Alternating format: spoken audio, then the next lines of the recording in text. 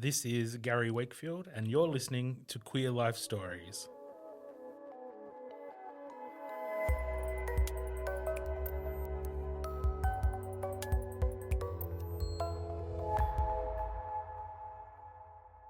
Our podcast is recorded in La Truita, home of the Palawa people.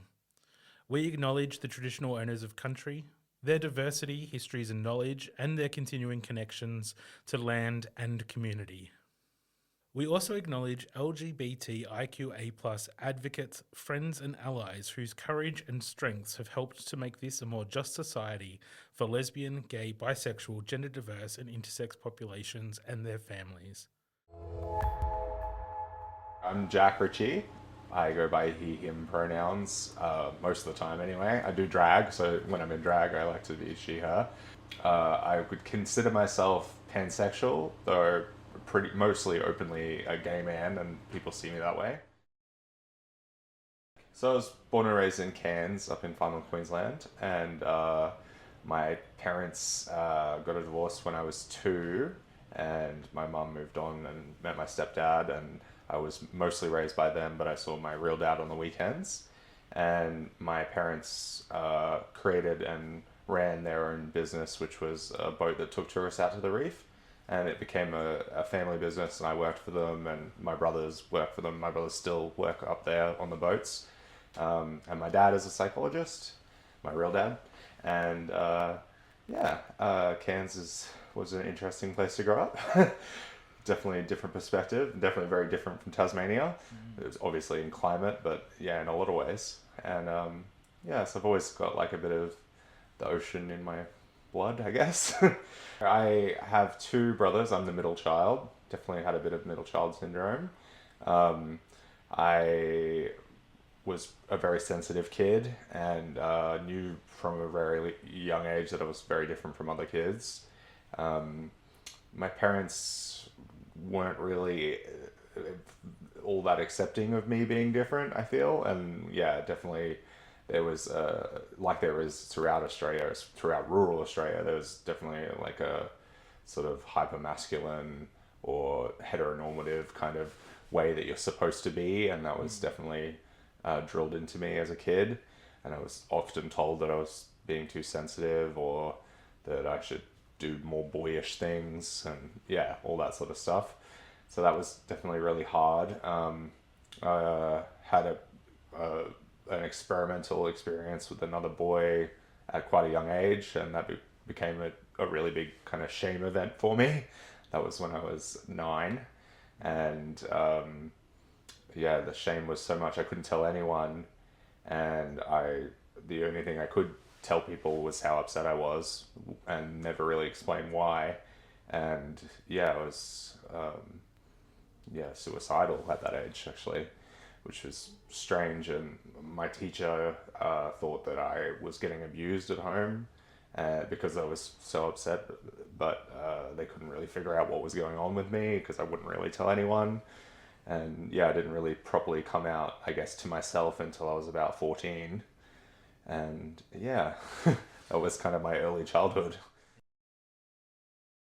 What was school like in general? Yeah, as I said, I was a really sensitive kid, and I had friends all through both primary school and high school tend to hang out with girls more, and that rumors started that I was gay because of that as well. But I had some really, really good close friends. But I also was bullied by like the popular guys, the sporty guys.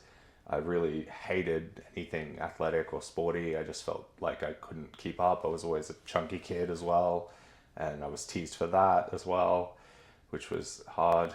Um, but yeah, as I said, my parents really pushed me to grow up to be a man and be masculine, and they really wanted me to be into sports and all that stuff, and it just wasn't me. Was your family kind of sporty? Were your siblings kind of sporty? Were they trying to make you fit in with them, or was it extra? My experience was kind of similar. My dad was very pushy into let's sit down and watch football, even though I knew he hated football. So my family wasn't involved in that sort of thing, but because I think they had a sense that I wasn't going to fit that mold that they were expecting, that they sort of pushed this extra thing to me. Yeah, I think that was the same case. My parents weren't particularly sporty. My stepdad watched a lot of cricket. My dad was more of an intellectual kind of bookish person. Um, but mum was the one who would really push that we all played sport. I think we were all kind of overweight as kids, and I think that was part of it. But also, my mum and my stepdad were so busy running their business, they didn't get like my they both be at work until pretty late. So I think they just wanted us to be busy doing extracurricular things and not just sitting around or breaking things in the house. Yeah. Was there much of a queer influence in your life around then? Did you have any queer family members, or do you remember anything from the media really standing out? No queer family members, and I don't really remember who the first queer person that I knew was. But my dad was really into prog rock and like 1970s music, and I got really interested in David Bowie and because of his influence, and also dad was really into art, and he told me about Andy Warhol, and I got really obsessed with Andy Warhol. I remember we, as a family, went on a trip somewhere. I think it was to the Gold Coast, but we also went to Brisbane, and at the Brisbane Art Museum, there was an Andy Warhol exhibit. And it was like such a formative memory for me, and my mum could tell how obsessed I was with it, and then they sort of saw me as this artist, and that kind of was great because I am a creative person, and it helped me kind of become who I was, Yeah, and to have those kind of queer heroes as well as I kind of grew into myself as a queer person was really great. It was really helpful to sort of know their lives and sort of see myself in them. What age were you around that time? I was probably about 12 when I first started getting into like David Bowie and Eddie Wall. Yeah, 12 to 14, that sort of, yeah. Is that when you were kind of reconciling your sexuality and kind of accepting it as well? Is that Yeah, I think so. I think throughout primary school, when I was bullied, I would complain to the teachers or whatever, and I remember sort of being so excited to go to high school because I'd be going to a different high school. I'd be able to reintroduce myself to the people around me, and I was like hopeful that people wouldn't kind of typecast me as like the chunky effeminate guy that no one wanted to be friends with. And then I was really passionate with my studies in the first year of high school, which got me labeled as like a nerd. And then I just rejected all of the identity that was put on me in year nine, like the second year of high school. And I just was like, no, this is who I am. I am a gay person. That's part of who I was. And there was a sense of rebellion in that. I was at a Catholic high school. I knew that it would be an outrageous thing to be openly queer, and it was very very controversial. yeah? Yeah, So you were open at high school. I was, but not to my parents, not at home, just at school with my friends, and yeah. Did the school do anything or say anything? Not at first. I don't think it got back to the teachers for a while. When it eventually did, the school deacon took me aside and like took me out of class and was questioning me about what what I was doing and why I was telling people that I was gay, and he was asking about my early childhood and kind of letting me know, oh, you're not gay, but you've just had some trauma that's making you think that you are, and sort of trying to talk me out of it. Um, and this is around the same time that I started hooking up with men. I would it was before Grinder, but there was when I on one of my early mobile phones there was like a way to chat with men online, and I would sneak out and go and meet men and hook up with them. Which looking back now, I'm like, I was a kid. That's so wrong, and really gross. But at the time, I didn't see it that way, and I eventually confided in one of I think it was the deacon, it was a different teacher in school, but it got back to him, and he was fairly understandably pretty concerned. And he went to my year coordinator, who went to someone in the diocese, and they all wanted to talk to me about it, and they were going to talk to my parents about it and find out who this guy that I'd hooked up with was and all the rest of it. And I just had to turn around and deny the story. I just said, oh, I just made it all up. And even though it was true, but I just was the only way I could kind of get myself out of this trouble was to say that it was all a lie. And yeah, and it worked. It got away with it. But it was very scary for a minute there. Yeah. Did that leave you with a sense of like having to hide that part of yourself moving forward as well? Do you think? I think it just, I knew that I had to hide it from my parents already. I think it just made me more rebellious. It just made me more angry at the world and more wanting to do sex, drugs, and rock and roll. And and I also had that basis of like David Bowie as my idol. So I definitely had this idea that I rejected being told that I was a fat nerd, and then decided, no, I'm actually a gay rock star. And so I just was like, oh, I'll just do whatever it is that I think is cool, and that's what I've kind of chased through my early life. After high school, I didn't know what I wanted to do tertiary education wise or anything. My parents were really adamant that I should do some kind of tertiary education. So I think I had a couple of gap years and I was working for the family business out on the boats, which was great. I was making a lot of money doing that, but it's like 10-hour days in the sun and I wasn't healthy. I was smoking and overweight. I started smoking a lot of weed and that was a big problem. I also got into a really kind of toxically close relationship with my best friend from high school. And I was still so wrapped up in all of the anti-gay stuff that was, I guess, around me and put on me as a kid that I really wasn't fully accepting of who I was still at that time. And I went through some really depressive periods of just being a total stoner who hated himself and would hook up with people and stuff, but wouldn't ever really have a serious relationship with anyone because I think I was so tied to my best friend. And that was a hard few years. And around that time, I got diagnosed with borderline personality disorder. And I went through a lot of therapy with that. I did dialectical behavior therapy, and that was really full on. Yeah. Did DBT help? I think yes, it helped somewhat. It's something I still struggle with. I have a borderline mind in a lot of ways, and I find it really hard to regulate my emotions. And I have a really strong sense of justice, and if I think something's wrong, I really feel it to my core, and it can be really hard, especially in a workplace, and especially like navigating social situations. Can be very difficult. And then I studied fashion. My mum, I was really into fashion throughout life, and my mum was like, well, why don't you go do this? And it was available at TAFE. So I did a year in Cairns at TAFE, and then followed that up with a year in Brisbane at TAFE to get my diploma.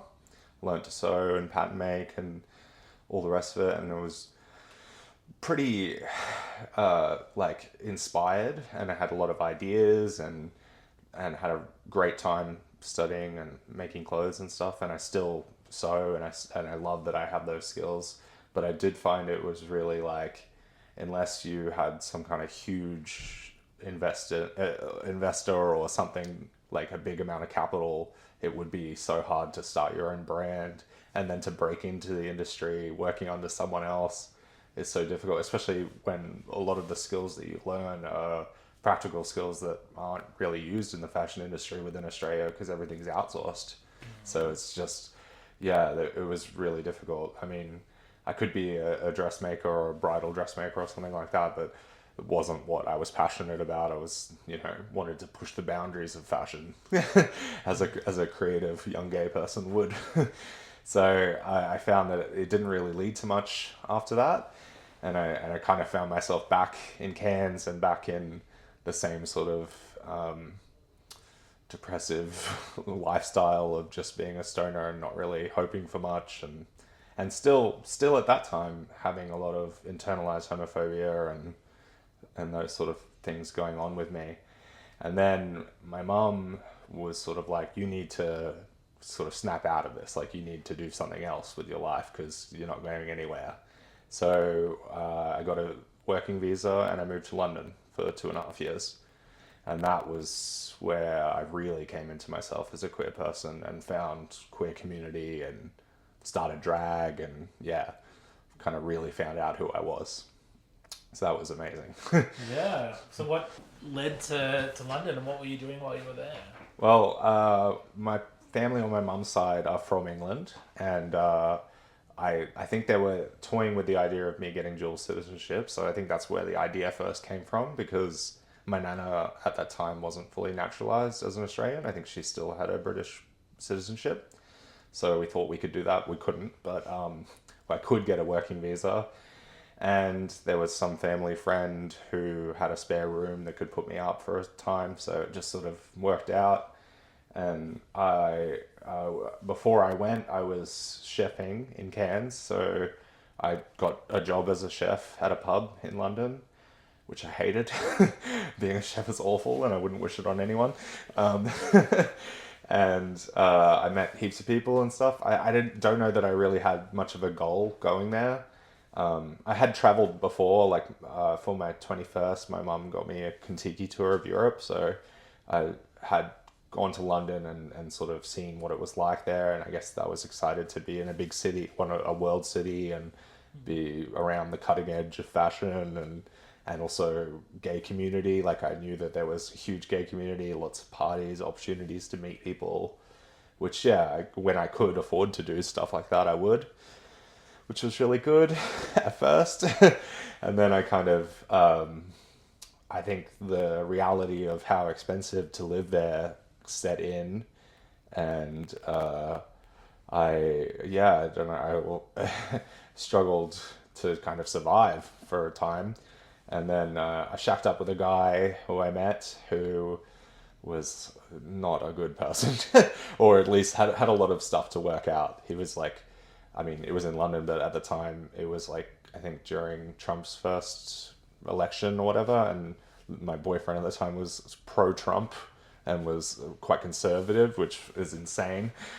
But yeah, and I was just an idiot, so I just went along with whatever, and I was just happy to have someone who wanted me. And really, I had a crush on his housemate, who was not someone I should have had a crush on, because he was all up in the chemsex scene, which I eventually kind of got wrapped up in as well. And as I lost my job, or I think I quit because I just couldn't handle it anymore. And I was unemployed for a time, and then I moved out of my house, moved into this room that my boyfriend had, and just would go from chemsex party to chemsex party while he was at work, and I would be smoking meth and doing GHB and MCAT and whatever else I could get my hands on. And eventually I overdosed on GHB in the middle of the day in some random borough of London that I didn't even know where I was. And yeah, this guy who I was at his house hooking up with, who fed me all the GHB, just kicked me out because his wife was coming home. And I just was ODing on the street, which was really scary. And I pissed myself and it was gross. And this lovely Muslim lady came and saved me. Like, I know she's Muslim because she had a headscarf. And I just had this vision of her, like, reaching down to me in the gutter, like Mary, the Virgin Mary, kind of saving my life. It was a weird kind of religious experience. But yeah, and then after that, I sort of was like, okay, I need to clean up my act a bit and stop doing those nasty drugs. So I just did nice drugs like Coke. Yeah, and then I kind of rebuilt after that and got another job. I worked at a trampoline park, which was really fun, and met a lovely guy who I shacked up with after that, and he and I were going really steady and really serious up until my visa ran out and I couldn't work anymore. I stayed as long as I could, and the plan was he was going to save up money and come and live in Australia for a while and meet my family. I had met his family and everything, and it all seemed like it was all going ahead. I had to move back to Australia, and I thought he would follow me, but he decided not to. Um, he moved back to his hometown in the Midlands, somewhere in England, and I think he just found the prospect of moving countries too scary, ultimately. And the Brits, they're so afraid of Australia. They think everything here is going to kill you, which is a little bit true, but Also, they did send all their criminals here. yes, exactly. Yeah. So yeah, that was London adventure. Yeah. And then back to Australia and back to not knowing what to do with myself. And my mum again was like, okay, what now? And while I was in London, I got into drag and was really into that, and came back to living in Cairns and started doing drag in Cairns while I was just working at KFC. And that was such a fun time because Cairns has such a cool nightlife with all the backpackers. There's actually quite a few nightclubs, and when I was 18 and stuff, I used to go out and get on the piss, but this time I was doing it in drag, and I feel like at that time they hadn't seen kind of modern drag race kind of drag before, so they'd only ever seen like the chunky old femme queens. They hadn't seen someone who was like trying to serve sexy, and I really was serving sexy, and I turned a lot of heads, and it was really exciting time for me, and I had so much fun. So I knew that I wanted to do something with that, and then I had to come out to my parents as a drag queen after having already come out as gay. So that was pretty full on. When did you come out of it? When did you tell them that you were gay? Yeah, I glossed over that, sorry. Yeah. That's okay. So what happened was I was out from 14 in high school, Yeah. and then there was a few times where I sort of let it slip to my mum, and she rejected it out of hand. Like I would say, oh, these kids at school are bullying me or something, and she'd say, well, why are they bullying you? Or what are they saying? And I'd say, oh, they're saying that I'm gay. And why are they saying that? Because I am. No, you're not. You know what I mean? It was like that, and it would end of conversation. And then it was free dress day, I think in year 12, and I was an arty student, so I had access to the art room and everything, and I had screen printed my own t-shirt that said, Mum, I'm gay, and I wore it to school on free dress day, and they were furious, and they made me take it off, and my school was St. Mary's, and I had screen printed another t-shirt, which I was wearing underneath, that said, St. Mary's, I'm straight, which made them even more furious when I did a reveal in high school. Of course I was going to be a drag queen. And yeah, so they called my mum, and then I came home from school that day, and she was sitting on my bed just weeping, just beside herself, and going through that mourning. She was mourning the loss of her child. Like, in a way, she really had this idea of what my life would look like, and that was shattered, and she was just like, how am I gonna like know you anymore? It felt like she didn't know me, which was pretty upsetting for me as well. But Yeah. we moved on, and we got there eventually. Back from London, you got into drag in Queensland, and then what was next? And then Mum said, "You're you look amazing in drag. You're really good at makeup. You should be a makeup artist." And I was like, "Oh, I hadn't really thought about that." But I really loved makeup, and I would, makeup YouTube tutorials were the big thing at that time. So I thought I could do that maybe, which is ridiculous because I might be cute in drag, but I'm not that cute. I'm still a man with big pores and everything else. But anyway, Mum, we looked at different makeup schools, and there was one on the Gold Coast that was advertising itself as the best makeup school in the Southern Hemisphere, and it was going to be ways like it could help you get into the movie industry, like doing movie makeup. So I jumped on that. I was able to get a HEC set to go and do that because it was through TAFE, but it was still a private makeup school, and it's called Huxley's School of Makeup. So I moved to the Gold Coast, and I did that, and it was good. I did lots of work experience makeup jobs for music videos. I was on the set helping organize extras for Baz Luhrmann's Elvis movie at Village Roadshow, which was pretty cool.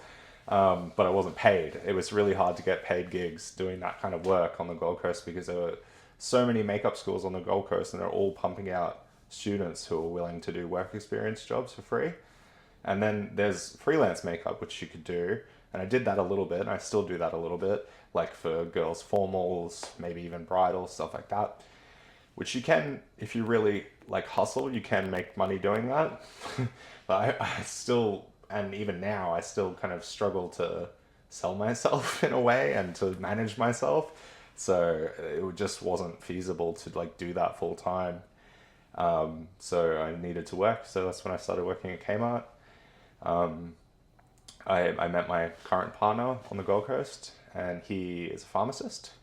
And he and I loved living on the Gold Coast and kind of slowly got involved in the gay scene. The gay scene on the Gold Coast, or at least at that time, was a little bit cliquey and there wasn't a gay bar at all when we first met. And then I think maybe 6 months into our relationship, this bar called Chameleon opened up in Broadbeach, and we started going there fairly regularly, and we kind of got known as regulars there, which was really fun. I started going in drag there. There was always drag shows, but I was never asked to perform. Like the other queens would come up and be like, "Oh my god, your hair and your makeup and everything, like you look amazing," but they would never kind of go, "Oh, here's an opportunity," you know. And I was like, "Oh, like I wish they would," but I get it because I really didn't have much performance experience. Like when I was doing drag in London, I was just going out and getting on drugs. I wasn't actually like working. And in Cairns, I'd only performed once or twice. It was mostly just going out partying. So yeah, I was like, okay, this is like a hobby for me, or I don't really understand what it was. And then the COVID happened and shut down the Gold Coast, and that was pretty full on.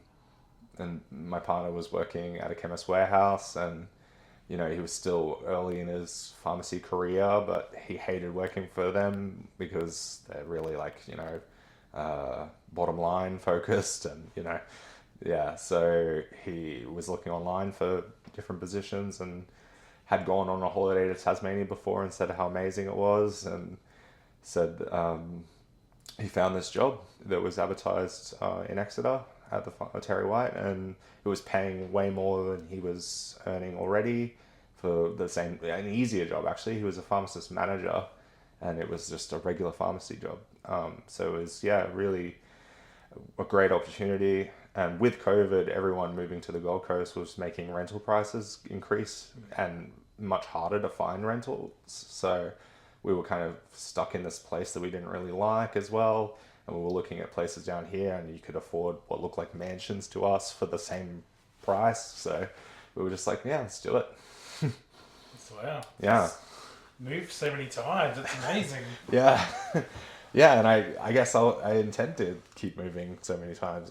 Maybe not. I really like it here. I have found great amount of queer community here, and I've been working in drag here, and yeah, so really, and Bailey, my partner Bailey's really happy here, so yeah. Yeah, great. So when we first moved here, Bailey, my partner, moved here a couple of weeks before I did to suss out the place, and I think he was getting started at the job straight away. And during that time, he was like on the apps, on Grindr, hooking up with people. We've always kind of been in an open relationship. And also just being like, I'm new in town, I'd love to meet people. And there were a few people that came forward and introduced themselves. There's this one guy, he doesn't live here anymore, unfortunately, called Craig, who was very involved in the community, and he'd done, or was in the process of doing some kind of gender studies course. So he was very like woke, and which definitely appealed to me. And he introduced us to a bunch of people.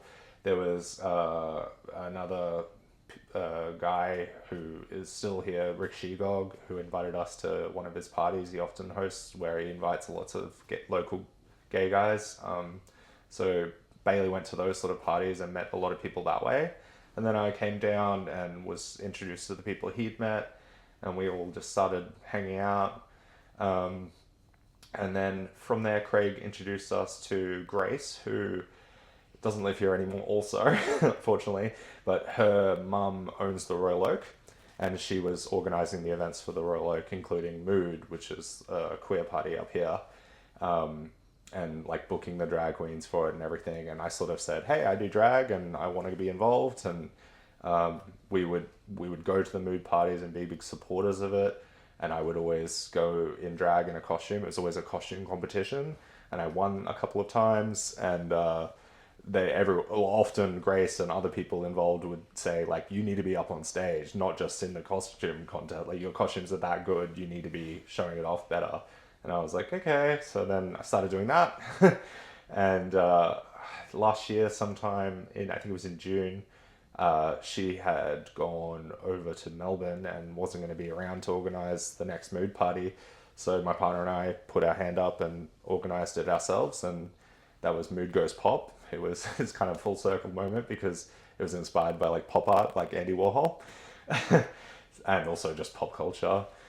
So yeah, we met heaps of people, a lot of other drag queens and stuff that way.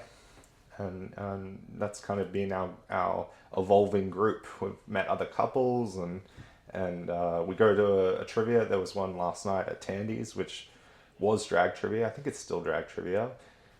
It's changed hosts a couple times. And yeah, whenever I see someone new in town on Grindr or whatever, I always reach out and say, hey, how you going? Like, would you like to come to this trivia thing? There's always gay guys that go, or trans people or queer people. Or, yeah, it's a great way to meet people, and everyone who goes to that trivia is really friendly. And yeah, it's been a great way to meet people and make new friends. The marriage equality plebiscite. Oh yeah, Where were you when that happened? I was actually living in London that time, but I came home to Australia for a family holiday, like to visit my family, and was able to vote in it while I was here. So I was very excited. I was very like it was surreal to come to Australia and have it all over the news and be such an issue when I'd been living in totally a different part of the world and not really knowing that this was happening.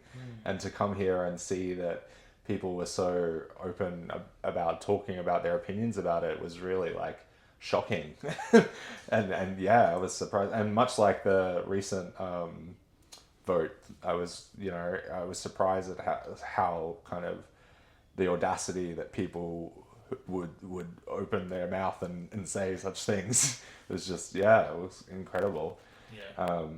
So yeah, it was pretty triggering, but I was so excited to see that it was, obviously Australia voted in support. So yeah.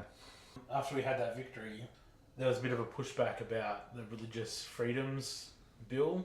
Right. I'm aware that still today, there are communities that think that way, and like what's happened in Sydney recently it's pretty atrocious, with the book banning. That's the world we live in, unfortunately. I try to like not get too wrapped up in it because I went down a rabbit hole of getting really into the culture war stuff on YouTube, or the internet in general, and it just made me miserable to look at. And I always thought I was like, I don't watch the news because I would always watch my stepdad watch the news every night and like yell at the TV his opinions, and I just thought, I don't need to be brought into this negativity. I want to choose what is brought into my life. So I was always like, oh, I just won't watch TV. I'll just look at what I want to look at. But the way the algorithm works, you get fed. Like if you look at anything like gay or trans related, you'll get pushed anti-gay and anti-trans stuff as well. And that would just get my goat, and I'd end up engaging with that content, which would just push it more, and it just became really toxic. And I was like, oh, this is not helpful. And yeah, there are these parasitical people that make their money just with fear, and it's awful. It's really awful. Have you noticed a big shift in community acceptance of queer people from when you were young to now? Yeah, I think it's weird. I can't kind of divorce my own like internalized homophobia experience from reality. Like, we can only see our own perspective. But I do remember when I would go out clubbing when I was like 18, 19 in Cairns, I would still like dress up and do a little bit of makeup and stuff. I wasn't in drag, but I would still be obviously gay, obviously queer, and I would get attacked by people. And then when I came back and started going out in drag, it was like the opposite. It was I felt like a celebrity. People would run up to me and want to take photos with me. Like, yeah, there might have been some really concerned looks, or like some guys that would just open mouth stare at me from across the room, but it wasn't like as aggressive. And I wondered if the plebiscite, like people knowing the results of that, had shifted public like idea of what's acceptable, how to act in those sort of settings, or maybe it was just the power of drag, the fact that I was sort of emulating a female or a feminine energy rather than being like a gay man. Maybe the idea of a trans woman or a drag queen was more acceptable to these men. I don't know. It's a strange thing. And, I know that Tasmania and Launceston and this area particularly is known for being one of the most homophobic places in Australia.